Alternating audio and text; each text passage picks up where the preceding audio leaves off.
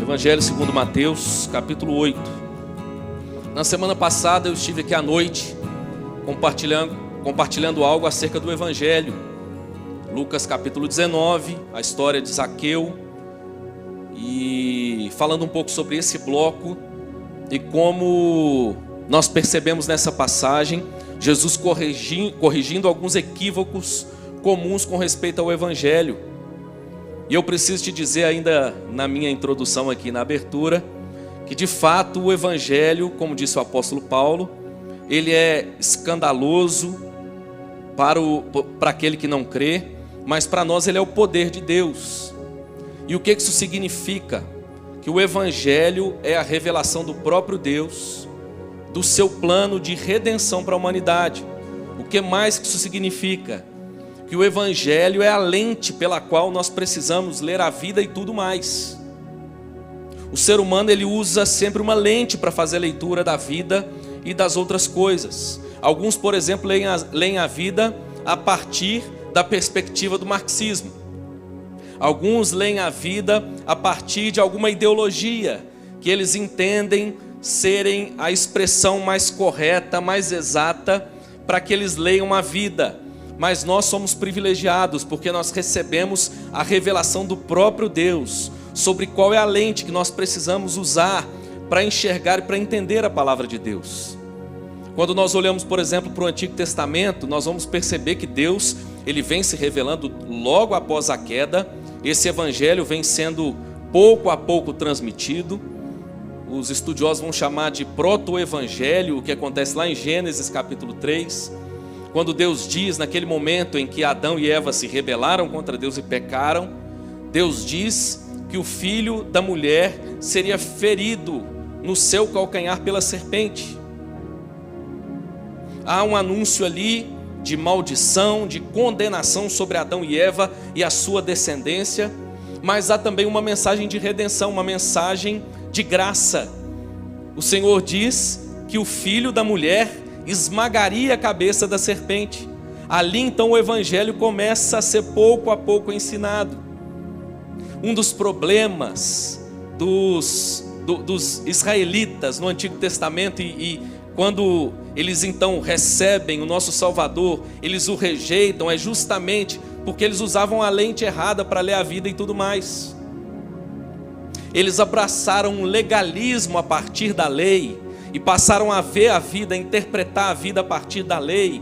E quando o próprio Salvador, o próprio Deus encarnado esteve entre eles, eles o rejeitaram porque não conseguiam perceber quem é que estava diante deles. Hoje nós somos os privilegiados, que pela graça de Deus recebemos o Evangelho. E pelo Evangelho nós somos capacitados a ver a vida e tudo mais. E o que é que o Evangelho nos mostra? O que é que o Evangelho pede de nós? Quando nós olhamos então para a palavra de Deus, nós vamos perceber que o primeiro Adão fracassou. Mas a Bíblia diz que Deus enviou o segundo Adão, Jesus Cristo. E se o primeiro Adão foi desobediente, o segundo Adão não. E nós agora somos convidados a imitá-lo. Há um clássico da literatura cristã, inclusive com esse nome, A Imitação de Cristo. Nós somos agora convidados a imitar a Jesus. Quando ele esteve entre nós, ele então ensinou o seu evangelho, e o que ele nos traz a partir desse evangelho é: vocês precisam me seguir, vocês precisam ser meus discípulos, vocês precisam andar como eu estou andando. É interessante que a cultura pós-moderna, a sociedade dos nossos dias, ela consegue até mesmo admirar Jesus. Nós encontramos muitos admiradores de Jesus. Os admiradores de Jesus conseguem ver virtudes nele. Os admiradores de Jesus conseguem olhar para a história de Jesus e se emocionar. Mas a grande questão é que Jesus quer que nós sejamos mais do que admiradores, que nós sejamos seus discípulos.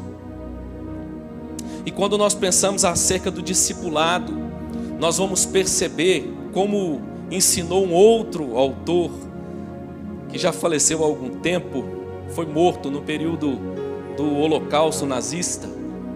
Escreveu um livro com esse título, O Discipulado, ou Discipulado. Ele nos ensina nesse livro aquilo que está no Evangelho, que o discipulado não tem a ver com aquilo que nós então admiramos em Jesus e resolvemos entregar, em como nós resolvemos segui-lo. Mas é Ele quem impõe para nós os termos, é Ele que diz qual é o custo do discipulado. E é interessante, o pastor Luciano tem ensinado aqui às quintas-feiras, e até então eu tenho acompanhado as mensagens do Evangelho segundo Mateus, com muita maestria, a maneira como nosso Senhor veio, e o seu ministério, se nós pudermos resumi-lo, tem a ver com a pregação, com o ensino e com a compaixão. E quando nós chegamos no capítulo 8 de Mateus, do capítulo 8, verso 18, até o 9, verso 9, nós temos um outro bloco que está interligado. O capítulo 8, verso 18 a 22, ele diz assim: vendo Jesus muita gente ao seu redor, ordenou que... Desculpe, irmãos, não é aí mesmo. Ordenou que passassem para outra margem. Então, aproximando-se dele um escriba, disse-lhe: mestre, seguir-te-ei para onde quer que fores. Mas Jesus lhe respondeu: as raposas têm seus covis, e as aves do céu ninhos, mas o Filho do homem não tem onde reclinar a cabeça. E outro dos discípulos lhe disse: Senhor, permite-me ir primeiro sepultar meu pai. Replicou-lhe, porém, Jesus: segue-me e deixa aos mortos os sepultar os seus próprios mortos. O que nós vamos encontrar aqui então, irmãos? O exemplo de dois candidatos ao discipulado. O primeiro deles era um escriba, o primeiro deles era um mestre na lei, era um estudioso da lei, e ele até tem disposição em seguir Jesus, ele até estava desejoso de segui-lo, mas ele ainda não havia entendido o custo do discipulado, qual era o preço que lhe seria exigido. E Jesus então deixa muito claro que segui-lo inclui renúncia, segui-lo inclui a mortificação do nosso próprio coração. Olha, as raposas têm o seu covil, as aves dos céus têm os seus ninhos, mas o Filho do homem não tem onde reclinar a cabeça. É isso que você quer? Você está disposto a me seguir e, se necessário for, não ter aonde reclinar a cabeça? O interessante é que o segundo, então, agora, ele ouve de Jesus. O texto vai dizer que outro dos discípulos, ele se volta para Jesus e diz assim: Senhor, detalhe, no verso 18 diz que havia uma multidão, muitas pessoas vinham então, porque admiravam a Jesus e ao seu ministério, e esse então chega até Jesus e diz assim: Senhor, permite-me ir primeiro sepultar meu pai. Esse é um daqueles textos que, se não for bem entendido, nós corremos o risco de pensar de maneira equivocada acerca de Jesus, porque Jesus vira para ele e diz assim algo que parece cruel: o moço só queria sepultar os seus pais, e Jesus vira para ele e diz assim: segue-me e deixa aos mortos os sepultar os seus próprios mortos. O que significa isso? Havia naquela época uma cultura, e essa cultura tinha a ver com a maneira como o filho cuidava dos seus pais. O que esse moço está dizendo não é que seus pais estavam mortos, mas que antes de se dedicar a se tornar um discípulo de Jesus, ele tinha outras coisas mais importantes a fazer. Ele queria trabalhar, ele queria servir, ele queria cuidar dos seus pais, e quando eles morressem, ele estaria disposto a segui-lo. E Jesus está dizendo que há um custo muito grande em segui-lo. Quero te dizer, meu irmão, com muita clareza, que seguir a Jesus envolve um alto custo.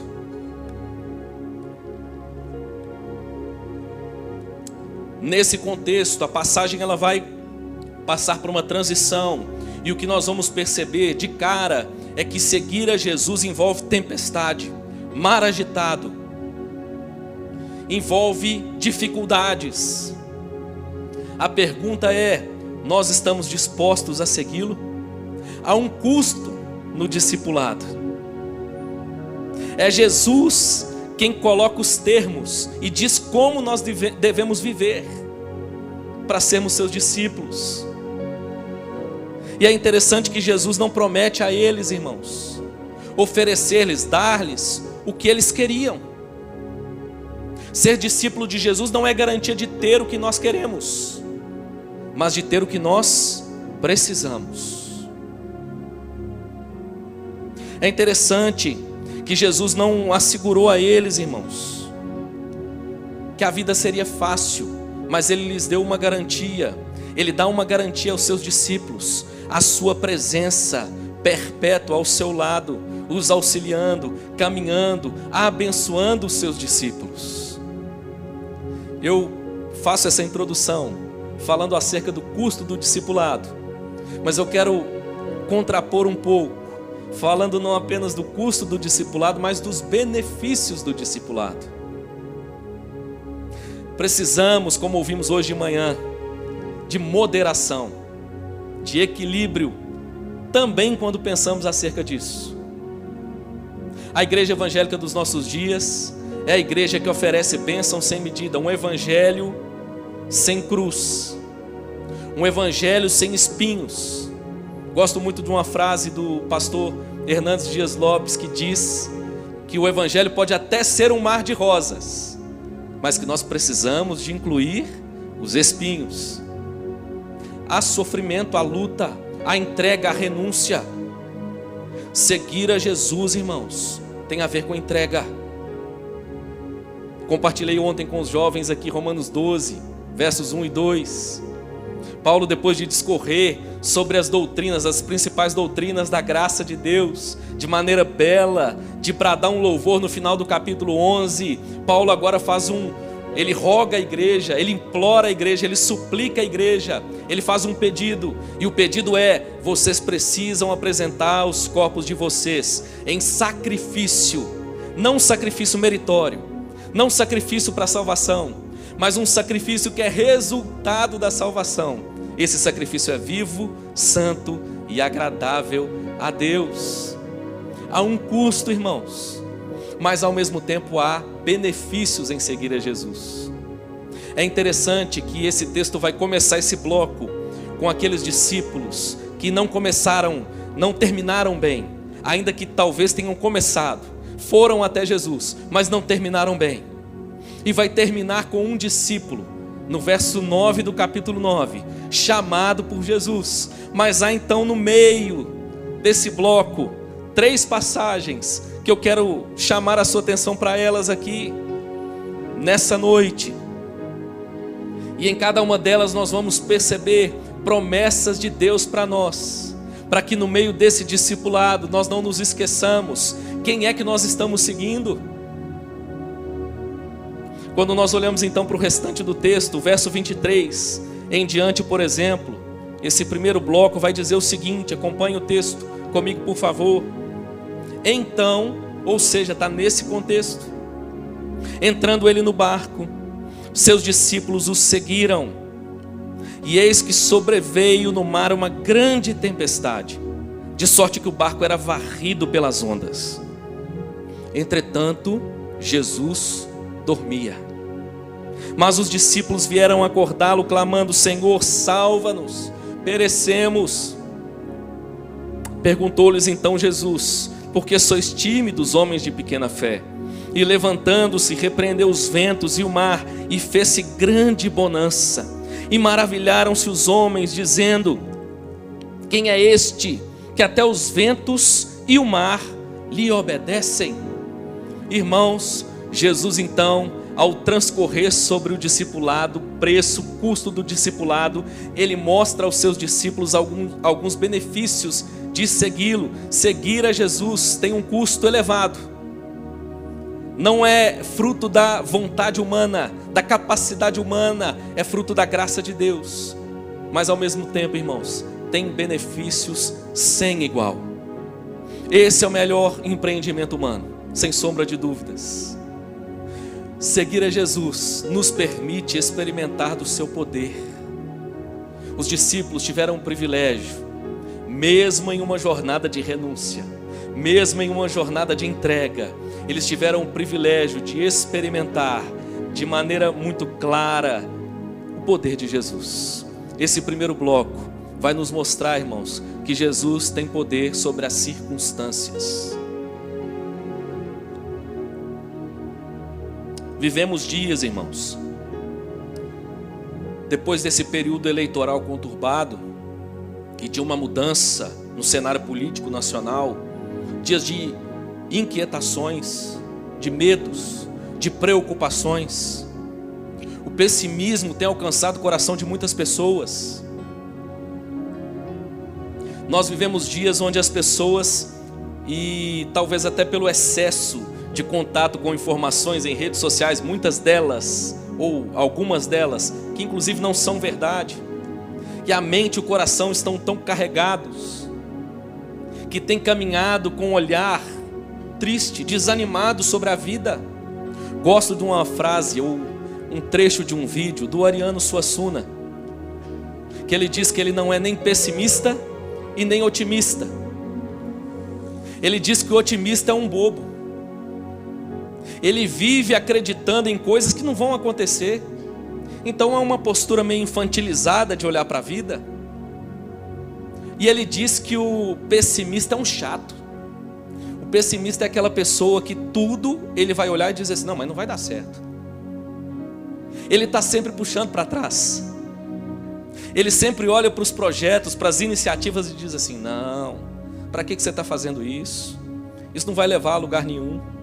E ele diz então que ele prefere ser um realista esperançoso. Interessante, irmãos, porque essa expressão, na minha opinião, traduz a postura do cristão. Precisamos ser realistas. Claro, irmãos, nós não negamos a realidade. Nós contemplamos o cenário diante de nós com realismo, mas ao mesmo tempo não podemos perder a esperança. E quando nós olhamos para essa passagem, Jesus está mostrando para os seus discípulos que Ele tem poder sobre as circunstâncias. Deixa eu te dizer uma coisa, meu irmão, Jesus continua sendo o Senhor da história. O Brasil continua estando no lugar onde ele deveria estar. A igreja brasileira continua estando no lugar onde ela deveria estar. Eu e você, discípulos de Jesus, precisamos enxergar que nós estamos no lugar onde nós deveríamos estar. Claro, irmãos, nós não negamos a responsabilidade humana, mas entendemos que acima da responsabilidade humana há aquele que é Senhor da história, que tem o governo de todas as coisas. Perceba na passagem, o mar está agitado, as ondas bravias, mas o Senhor dorme no barco. Essa expressão que pode parecer para alguns como se Deus, como se Jesus não se importasse com a condição dos seus discípulos. Não, irmãos, não é essa a verdade. A verdade é que Ele continua reinando e governando sobre todas as coisas. O mundo está agitado, não está, irmãos?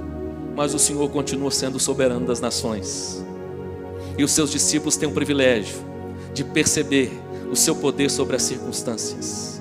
Claro, irmãos, que como temos ouvido aqui às quintas-feiras, nós desejamos, nós almejamos, nós cremos no poder de Deus, de realizar milagres. Nós buscamos, nós cremos no extraordinário de Deus.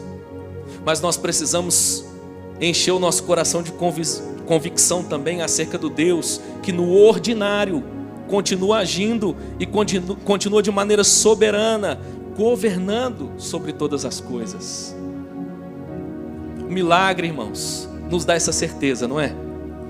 Quando há uma enfermidade, ela é retirada, nós celebramos e dizemos: puxa, o agir de Deus foi perceptível. Quando há uma necessidade, ela é milagrosamente suprida. como alguns dos nossos irmãos missionários experimentam. Vivemos isso com um casal no final do ano, uma realidade nova, um país fechado para o evangelho. Precisavam de uma moradia, o proprietário exigiu 1 ano de aluguel antecipado, pago em dólar, e o Senhor proveu exatamente o recurso que eles precisavam. A gente fica feliz com essas notícias, não fica? Mas a gente precisa perceber que no ordinário, no comum, o Senhor continua governando sobre todas as coisas. Os discípulos de Jesus são aqueles que desfrutam dessa graça de perceber o poder de Jesus sobre as circunstâncias. Mesmo quando as coisas não parecem estar onde nós gostaríamos que estivessem, precisamos encher o nosso coração de fé, de esperança e descansar naquele que é o Senhor da nossa vida. Seguir a Jesus, irmãos, é um grande privilégio. Enquanto muitos se desesperam, nós temos a graça de confiar e descansar. Comecei a ler um livro essa semana, do Tim Keller. O título do livro é Esperança em Tempos de Medo. É interessante, irmãos, que o Tim Keller começa a escrever esse livro no meio de uma pandemia, vivendo a recidiva de um tumor, agora no pâncreas. Irmãos, e como meu coração tem se enchido de esperança ao ouvir esse homem falando de Deus e do evangelho no ordinário, no comum. O Senhor continua governando sobre as nossas vidas, irmãos, e nós precisamos descansar nesse Deus que é o Senhor da história. Como é que estão os negócios?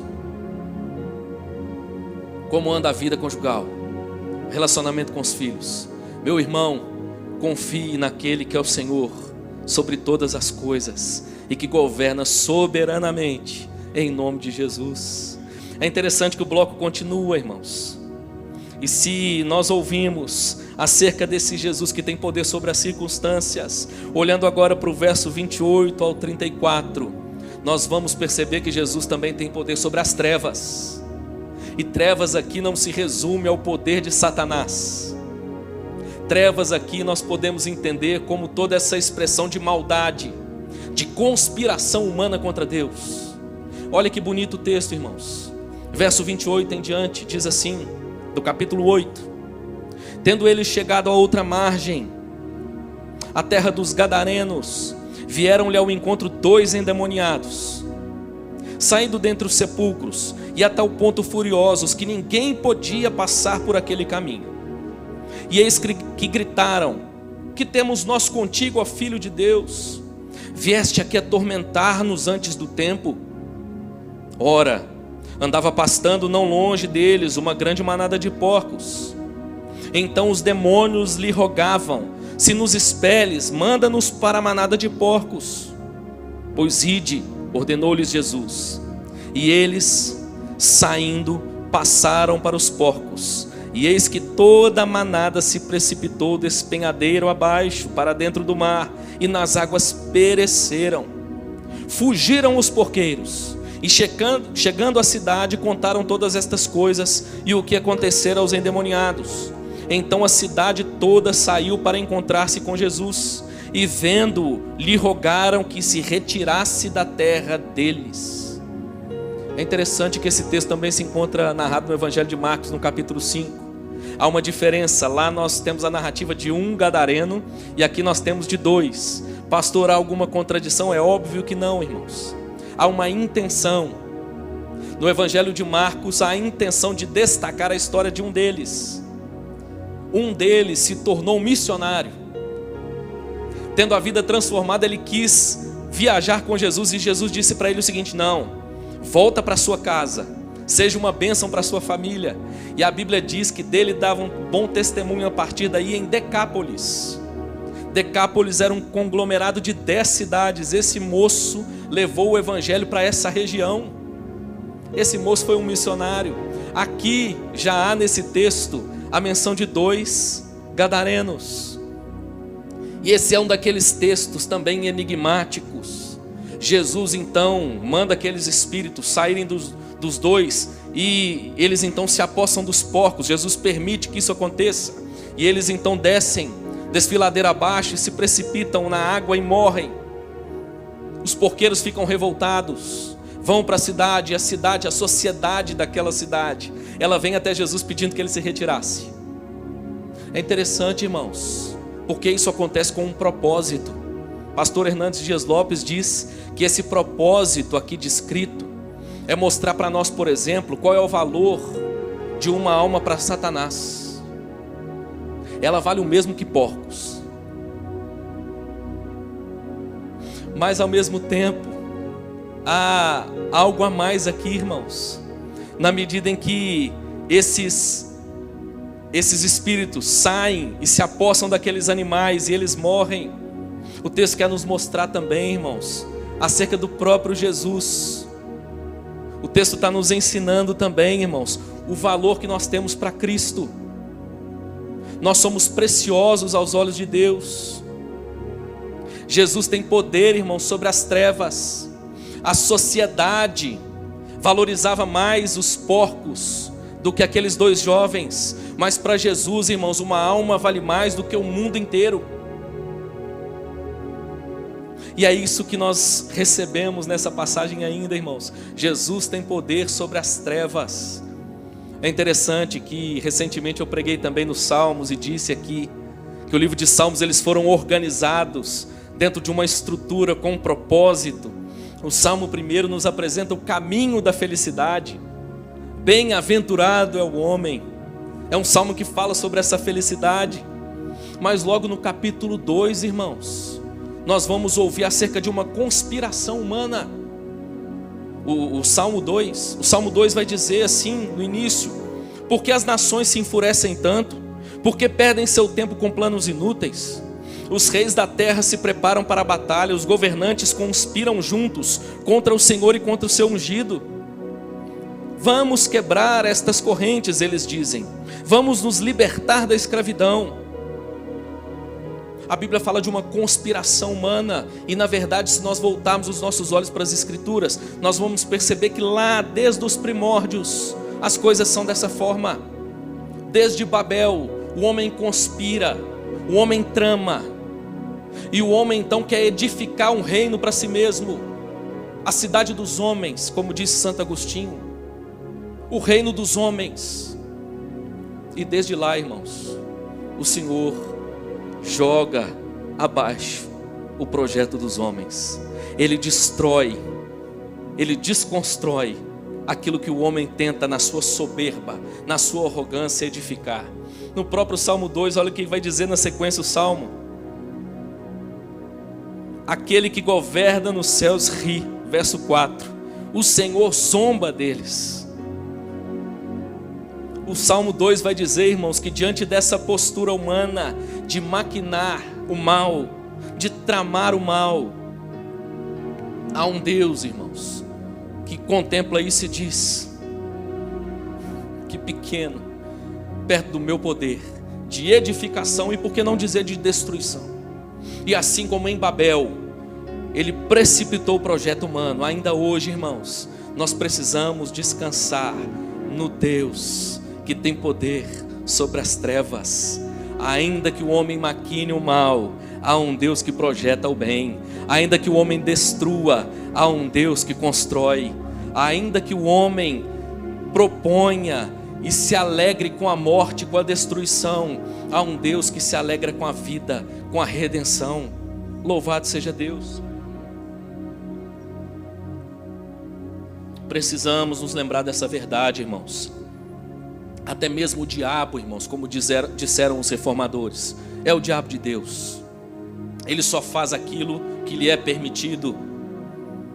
John Piper, em um dos seus livros também muito bons, falando acerca do sofrimento humano e a soberania de Deus, ele diz que nós devemos celebrar o fato, olhando para a história de Jó, celebrar o fato de que o diabo recebeu de Deus poder para colocar enfermidade nas pessoas, porque até quando ele faz isso, ele faz com um propósito. Qual era o propósito de Deus? Olhando para o capítulo 42 de Jó, nós vamos entender. Eu te conhecia só de ouvir falar, mas agora os meus olhos te veem. Louvado seja Deus. O nosso Deus tem poder sobre as trevas. Ele conta nesse livro, irmãos, uma história muito interessante. Em uma aldeia na África, uma tribo na África, um povoado na África. Um povoado que era marcado por alguns rebeldes. Um desses rebeldes ouve o evangelho e se converte. E ele então resolve voltar para a sua tribo, para o seu povo, e pregar o evangelho para eles. E ele então chega e bate em uma porta. As pessoas o recebem. Ele começa a falar acerca do evangelho, falar acerca de Cristo. Eles o tomam e ele é espancado e deixado quase morto. Dias depois de se recuperar novamente, de estar fisicamente recuperado, ele resolve retornar para a tribo. Ele diz assim: não é possível, eles não entenderam.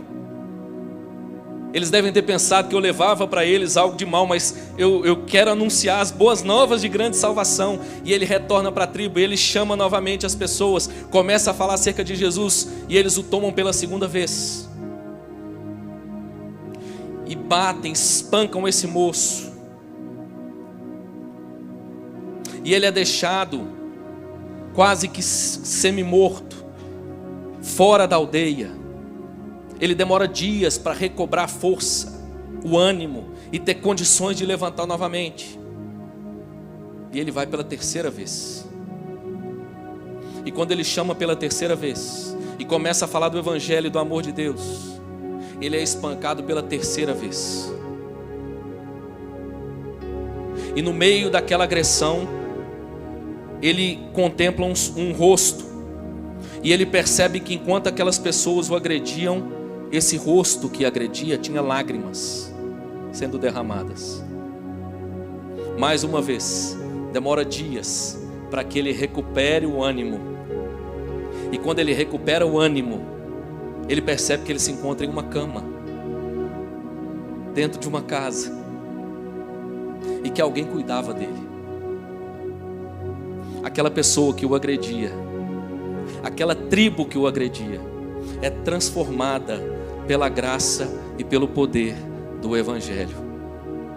Uma história bonita, irmãos, de como o homem trama o mal, de como o homem pensa acerca das coisas de Deus e do seu próximo, mas de como Deus tem poder sobre as trevas, e o seu evangelho é poderoso para redimir e transformar a nossa história. Seguir a Jesus, irmãos, nos traz esse privilégio também, esse grande benefício. Desfrutamos, contemplamos o poder de Jesus sobre as trevas. E por último, seguindo ainda essa passagem, capítulo 9, a partir do verso 1, o texto vai dizer o seguinte: entrando Jesus num barco, passou para o outro lado e foi para a sua própria cidade. E eis que lhe trouxeram um paralítico deitado num leito. Vendo-lhes a fé, Jesus disse ao paralítico: tem bom ânimo, filho, estão perdoados os teus pecados. Mas alguns escribas diziam consigo: este blasfema. Jesus, porém, conhecendo-lhes os pensamentos, disse: por que cogitais o mal no vosso coração?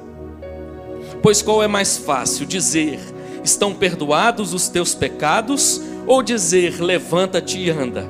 Ora, para que saibais que o Filho do Homem tem sobre a terra a autoridade para perdoar pecados, disse então ao paralítico: levanta-te, toma o teu leito e vai para a tua casa. E levantou-se, partiu para a sua casa. Vendo isto, as multidões, possuídas de temor, glorificaram a Deus, que dera tal autoridade aos homens. Há um custo no discipulado. Seguir a Jesus, irmãos, significa entrega, renúncia, abnegação. Mas ao mesmo tempo, irmãos, a Bíblia vai nos mostrar que há grande benefício, há grande alegria para aquele que segue a Jesus. Temos o privilégio de ver o poder de Deus se manifestar. E quando nós contemplamos o poder de Deus, nós percebemos primeiro que Ele tem poder sobre as circunstâncias. Depois nós percebemos que Ele tem poder sobre as trevas. Mas nós contemplamos ainda, irmãos, que Ele tem poder para perdoar pecados. Há uma graduação aqui, irmãos, uma gradação aqui. O texto vai mostrando o progresso da manifestação do poder de Deus. E quando nós contemplamos o pecado, nós encontramos então a maior barreira para o homem, o nosso maior adversário. A Bíblia diz que a condição na qual nós nos metemos porque nos rebelamos contra Deus é tal, irmãos, que há separação do homem e Deus. E nós já não podemos fazer mais nada para que nós possamos ter comunhão com Deus novamente. Mas Deus pode. Aquilo que nós não podemos, Deus pode fazer. Só alguém que já foi consumido pela culpa, que já foi convencido pelo pecado, pelo Espírito Santo, acerca do seu pecado, percebe, irmãos, o tamanho dessa necessidade. Jesus então chega numa aldeia e um paralítico é trazido a ele. Se te perguntassem qual a maior necessidade do paralítico, qual seria a sua resposta? Talvez a minha seria que ele volte a andar. Assim, irmãos, é a nossa leitura da vida. Assim é a nossa leitura das circunstâncias. Assim é a nossa leitura do nosso próprio coração. Às vezes chegamos cheios de projetos, de sonhos, e colocamos diante de Deus, porque afinal de contas é aquilo que nós desejamos, aquilo que queremos, aquilo que nós julgamos ser importante. Mas como diz um outro autor nosso contemporâneo, brasileiro, o nosso Deus é o Deus que frustra sonhos. Mas olha, não é porque Ele tem prazer em nos ver frustrados, mas é porque Ele tem planos melhores a nosso respeito. Os caminhos do Senhor são mais elevados do que os nossos. Esse moço é colocado diante de Jesus, e ele recebe naquele momento a graça de ter os seus pecados perdoados. O nosso Deus é o Deus que tem poder para perdoar pecados. Meu irmão, como nós carecemos dessa graça. O cenário político pode mudar, a enfermidade pode ser curada, os recursos podem chegar, mas olha, a condição do nosso coração, só a graça de Deus pode mudar. Mas louvado seja Deus, seguir a Jesus significa experimentar o poder daquele que perdoa pecados. Nossa irmã Eleni Vação, não sei quantos conhecem, tem um trabalho magnífico de capelania. Eu fui aluno dela no mestrado, fiz umas matérias, eu não concluí esse mestrado, em aconselhamento bíblico. E ela nos contou uma história muito interessante. Certa vez no hospital que ela trabalhava, ela recebeu uma jovem num estado catatônico. Ela não falava, ela não respondia com o olhar, ela não se alimentava.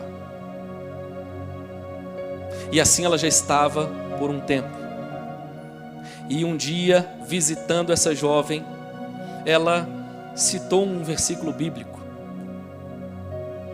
E o versículo era justamente falando acerca do perdão dos pecados. Se confessardes os vossos pecados, Ele é fiel e justo. Ela citou esse texto e saiu, orou e saiu daquele leito. E pouco depois ela foi chamada, porque aquela jovem que não falava, não respondia com os olhos, não se alimentava, chorava muito. E quando ela sentou diante daquela jovem, ela lhe contou a sua história. Olha que interessante, irmãos. Ela estava no final de uma graduação e ela precisava fazer o seu projeto, o seu TCC. E ela ainda não tinha ideia sobre o que fazer. E uma amiga dela, a melhor amiga da sala, compartilhou com ela qual ia ser o seu projeto.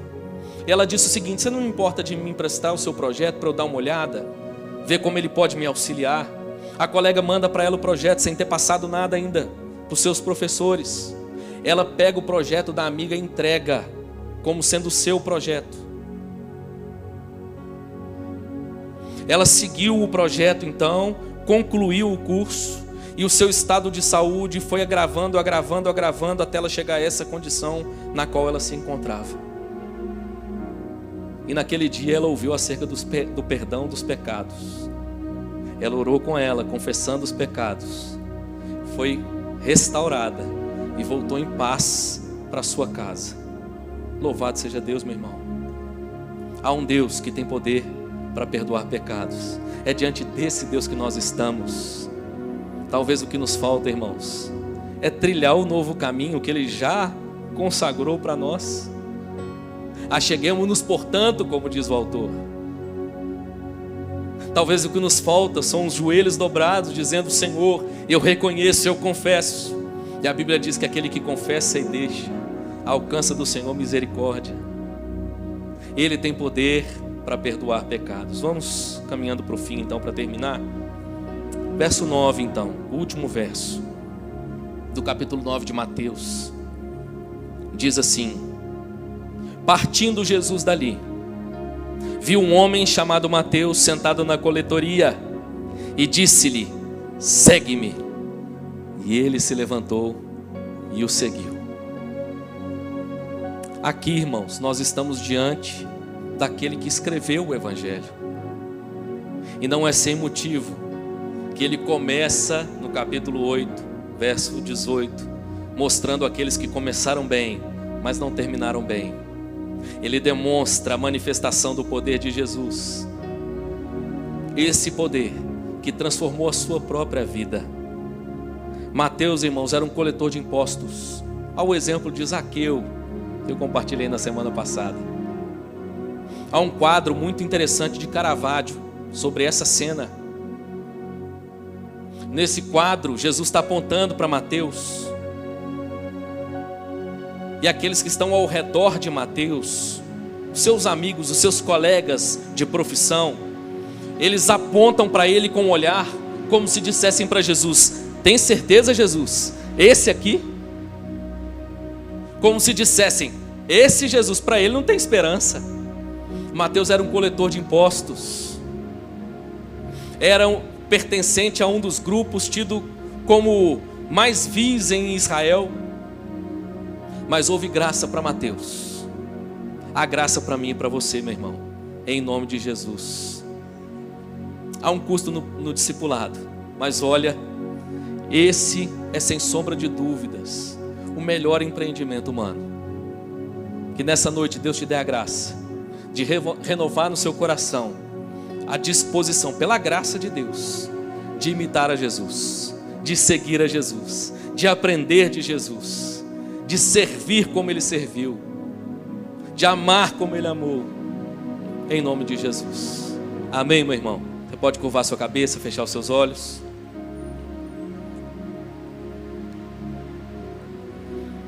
Pai amado, te damos graças nessa noite mais uma vez. Agora de maneira mais específica, te agradecemos pela Tua palavra, que é poderosa, que é viva, e que de maneira abundante nos edifica, nos transforma, nos consola. E nessa noite, Pai, nós ouvimos acerca desse discipulado. Quem sabe alguém aqui nessa noite, ou alguém de casa que nos acompanha, é um admirador de Jesus, gosta de ouvir histórias acerca do Evangelho, mas ainda não se dispôs a ser um discípulo do Senhor. E quem sabe hoje a Tua graça tocou no seu coração. Senhor, que o Senhor conceda graça para que essa jornada se inicie hoje, e ainda que haja um alto custo envolvido, Ele contemple também que há promessas para aquele que segue a Jesus. Nós seguimos aquele que tem poder sobre as circunstâncias, nós seguimos aquele que tem poder sobre as trevas, nós seguimos aquele que tem poder para perdoar pecados. Quem sabe alguém aqui nessa noite, ou alguém de casa, que esmoreceu ao longo da jornada, começou bem, alegre, disposto, mas à medida que caminhava, contemplou os próprios pecados, a própria imperfeição, a própria incapacidade de caminhar, e se entristeceu. Pai, renova nessa noite esse coração, para que ele perceba que esse empreendimento, Pai, ele não é humano, mas ele é divino, é o Senhor quem realiza em nós. E que ele se dispõe a imitar a Jesus, a seguir a Jesus, mais uma vez, para a honra e glória do teu próprio nome. Senhor, vivemos tempos difíceis, o medo, a ansiedade, a preocupação acerca do amanhã, tem alcançado o coração de tantas pessoas.